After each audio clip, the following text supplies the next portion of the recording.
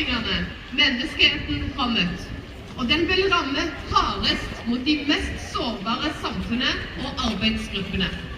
Det er nettopp konsekvensene av klimakrisen best.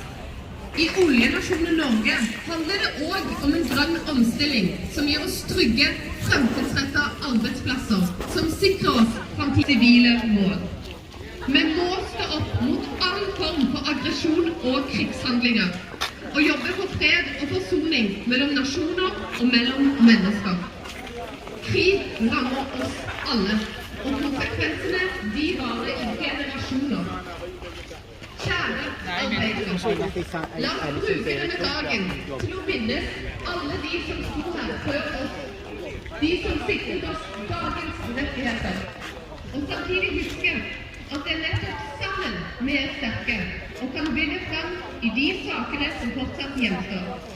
La oss fortsette å stå sammen for å bygge en rettferdig og bærekraftig verden for alle.